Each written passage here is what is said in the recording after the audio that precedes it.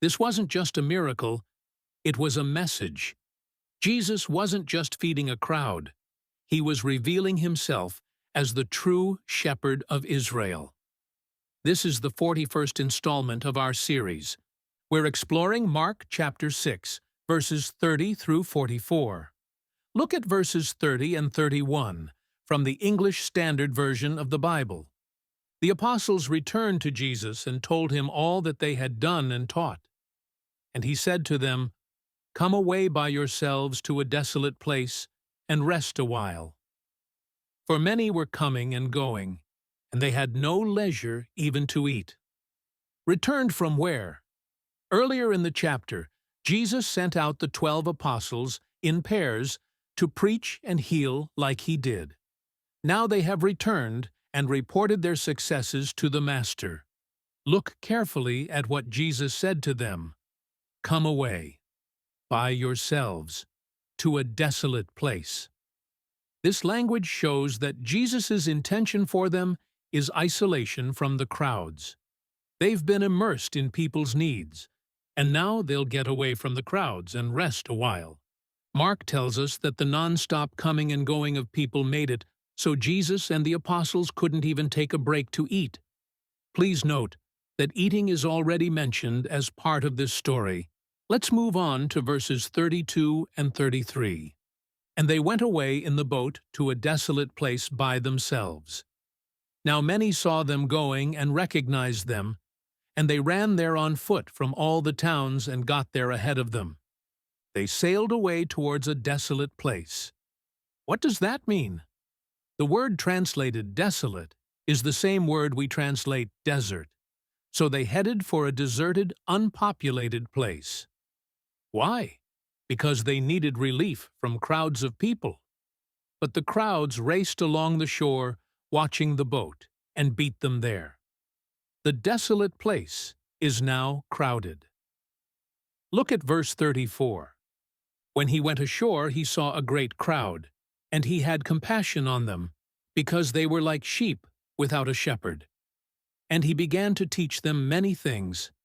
Jesus had compassion on the crowd and taught them. But why did he have compassion?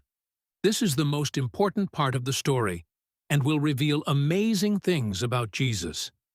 Literal sheep without a shepherd are leaderless, directionless, without a caregiver, and at risk from predators. But figuratively, the phrase sheep without a shepherd had deep and significant history for God's people, and described Israel's spiritual condition when their leaders failed them. In Numbers 27:17, Moses prayed that God would appoint a successor, so Israel will not be like sheep without a shepherd. In 1 Kings 22:17, the prophet Micaiah sees Israel scattered like sheep without a shepherd, because their king has led them astray. In Ezekiel 34, God condemns Israel's shepherds, their leaders, who feed themselves instead of the flock, and promises that he himself will come and shepherd his people. When Jesus sees the crowd this way, the implication is that the leaders of Israel have failed their people, and Jesus, the Messiah, has come to be their true shepherd. Let's look at verses 35 and 36. And when it grew late, his disciples came to him and said, "This is a desolate place, and the hour is now late. Send them away to go into the surrounding countryside and villages and buy themselves something to eat." The disciples said, "There's nothing out here for the crowd. Send them away to fend for themselves elsewhere." In a way, they are condemning the crowd to again be sheep without a shepherd. Remember, the story began with the apostles returning from a mission to do what Jesus did. So, if Jesus is the shepherd of Israel, his apostles should be under-shepherds. But due to the practical demands of the situation, they want Jesus to send the crowd away. Look at verse 37. But he answered them, "You give them something to eat." And they said to him, "Shall we go and buy 200 denarii worth of bread and give it to them to eat?" Jesus, the shepherd, tells his under-shepherds that they should feed the sheep. The people have been without a shepherd too long. Jesus will not send them away. But the under-shepherds were stuck in the realm of the practical, should we spend 200 denarii to buy enough bread to feed this mob? A denarius was a Roman coin that was the common payment for a day's work. So 200 denarii would be roughly 8 months' wages.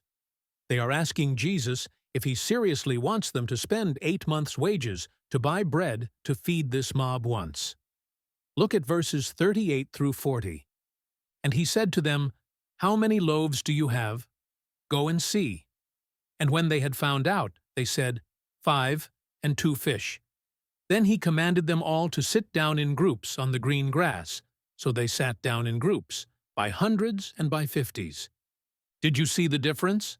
The disciples were focused on what they lacked, but Jesus told them to look at what they had.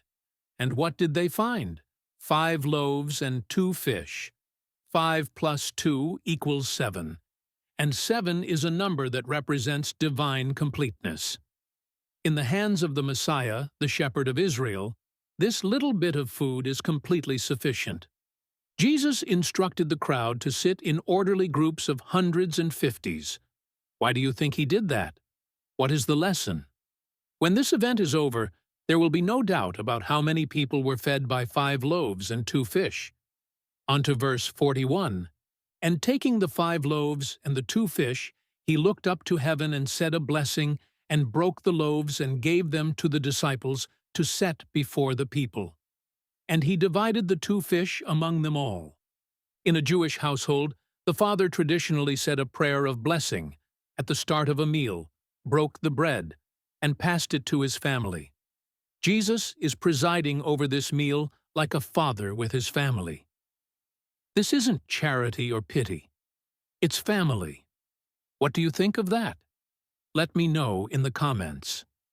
Look at verse 42. And they all ate and were satisfied.